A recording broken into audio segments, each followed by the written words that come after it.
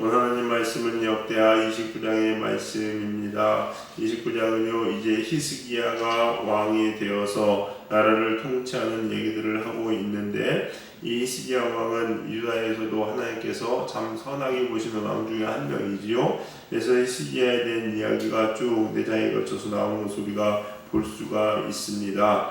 이 히스기야서 29장의 내용은 히스기야가 왕이 딱 처음 돼서 한 일이 무엇이냐, 바로 성전을 깨끗하게 하는 일을 합니다.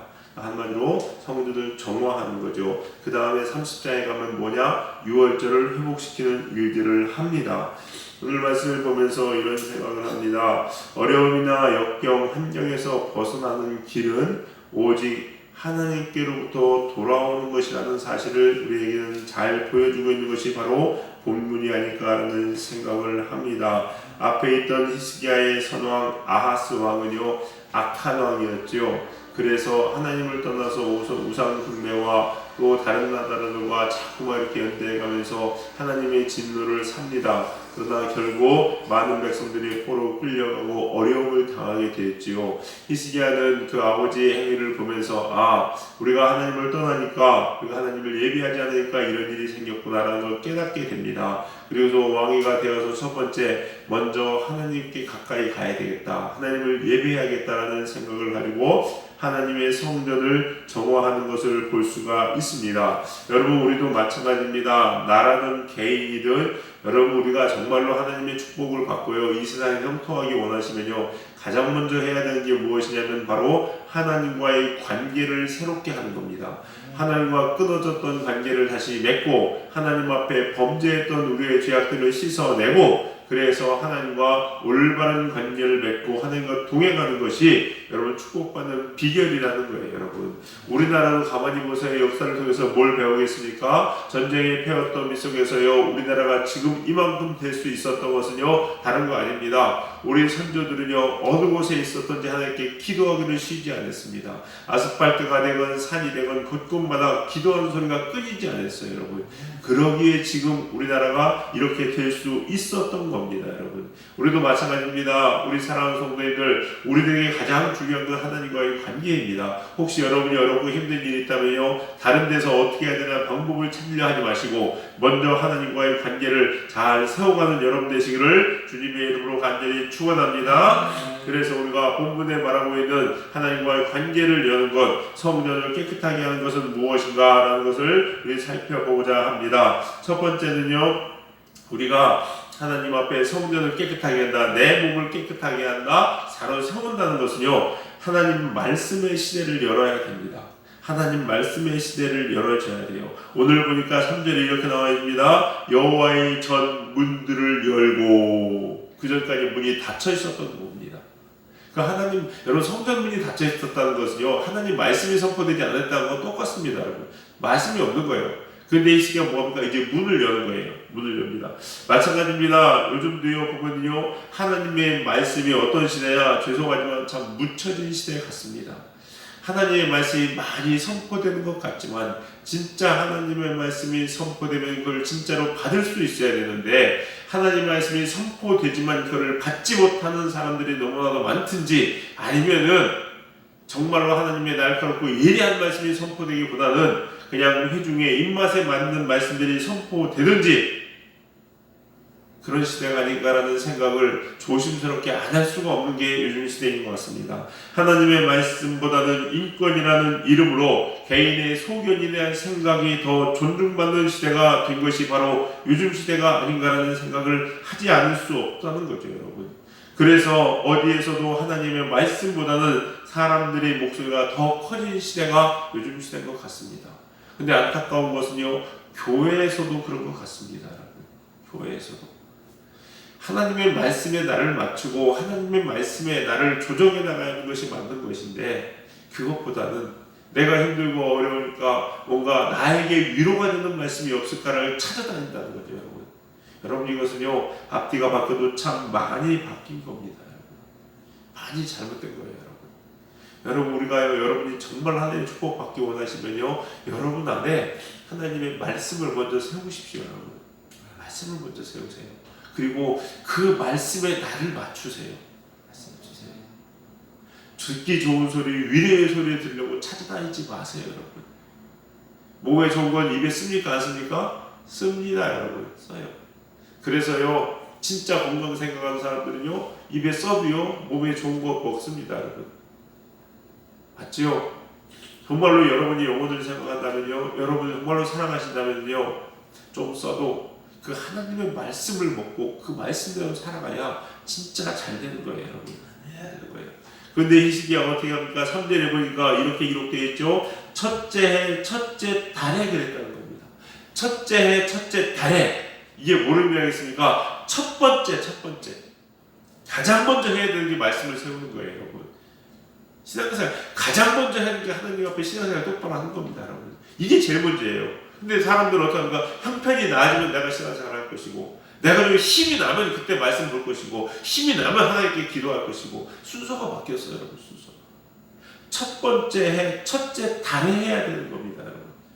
그래서 우리 사랑하는 성도님들, 우리들의 삶 가운데는 아모스의 말씀처럼 정의가 물같이 고기가 마르지 않는 강물같이 흘러나는 우리 하나님의 말씀으로 굳건히 선 여러분 되시기를 주님의 이름으로 간절히 축원합니다. 두 번째, 여호와의 전을 성결케 해야 됩니다.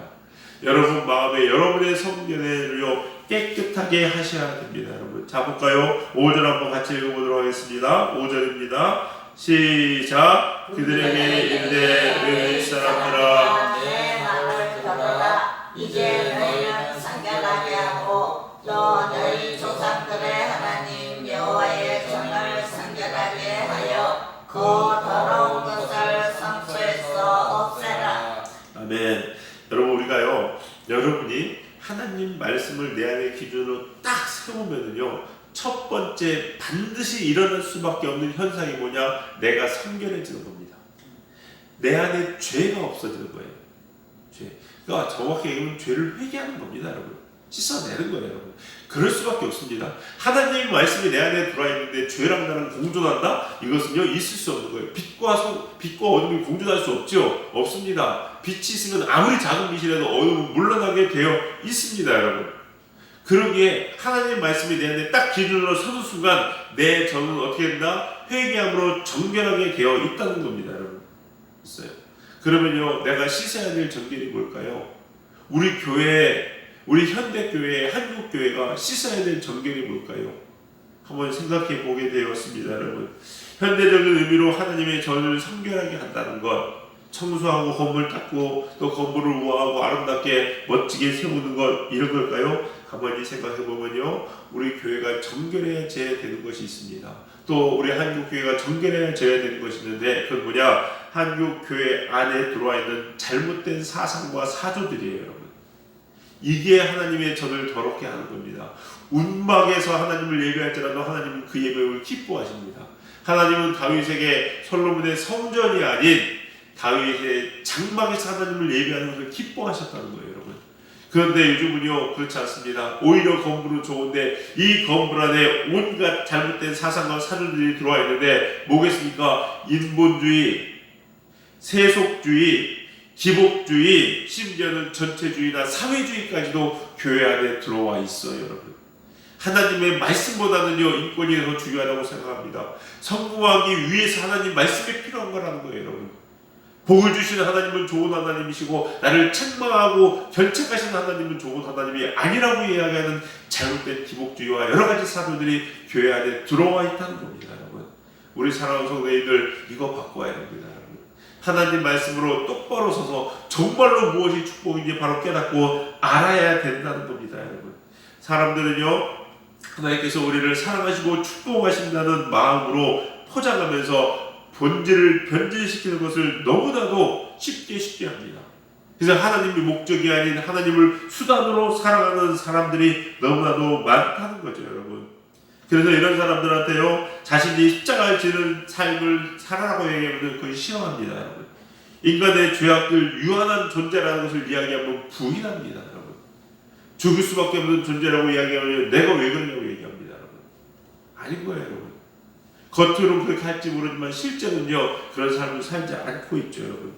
여러분, 그래서 디모데후서 3장 5절에 뭐라고 얘기하는지 아십니까? 사도 바울이 경건의 모양은 있으나 경건의 능력을 부인하는 자들에게서 내가 돌아서라.